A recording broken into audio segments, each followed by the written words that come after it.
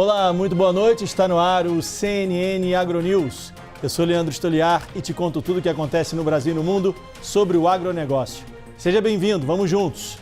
E a gente começa falando do preço do ovo, que aumentou bastante nesse período de quaresma. Época que naturalmente tem uma procura maior por esse tipo de proteína como uma alternativa à carne, por questões aí religiosas. A gente separou números do Centro de Estudos Avançados em Economia Aplicada. Vamos ver aqui no nosso telão. Entre 18 de fevereiro e 19 de março, a caixa com 30 dúzias de ovos apresentou aumento de preço em duas grandes regiões produtoras. Foi uma alta considerável aí de 2 dígitos. No Espírito Santo, a gente está vendo aqui na Praça de Santa Maria de Jetibá, o preço do ovo aumentou quase 27%, a caixa com 30 dúzias. Já na Praça de Bastos, São Paulo, que também é uma grande região produtora, o aumento foi de quase 17%. Essa alta põe fim a 5 meses de queda nos preços dos ovos. Mas depois desse período religioso, se a produção continuar alta e a demanda não acompanhar, os preços podem cair.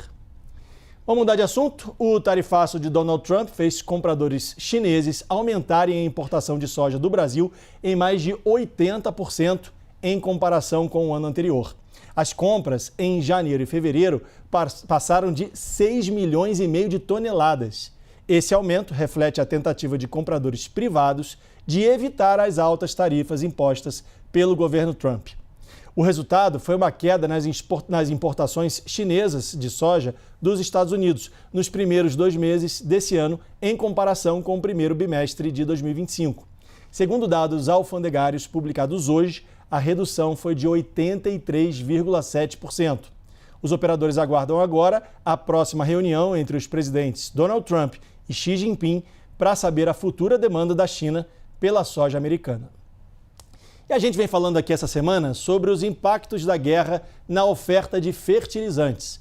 A editora e analista do CNN Agro, Fernanda Pressinotti, destacou hoje as medidas da China para conter as exportações e priorizar o mercado interno. Vamos ver. Pelo menos temporariamente, esta safra de primavera dos Estados Unidos vai ter comprometimento sim de fertilizantes. Estados Unidos não, hemisfério do norte como um todo, Europa, enfim, Índia, vai ter problemas provavelmente de produtividade.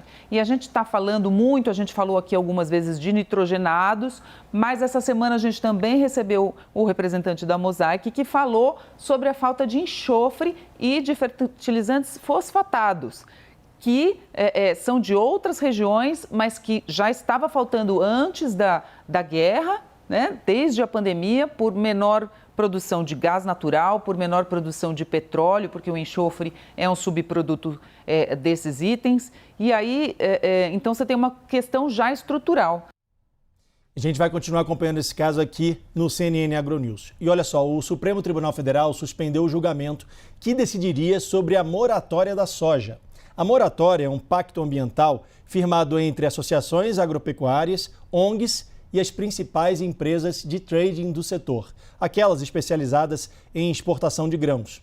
O acordo, criado em 2006, proíbe a compra de soja produzida em áreas de desmatamento na Amazônia desde 2008, mesmo que o desmatamento tenha sido autorizado por órgãos estaduais.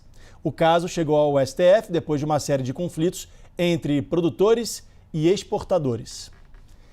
Esse foi o CNN AgroNews. Muito obrigado pela sua companhia. Você fica agora com o CNN Prime Time. E eu volto logo depois do jornal com mais notícias do agronegócio e espero você. Tchau!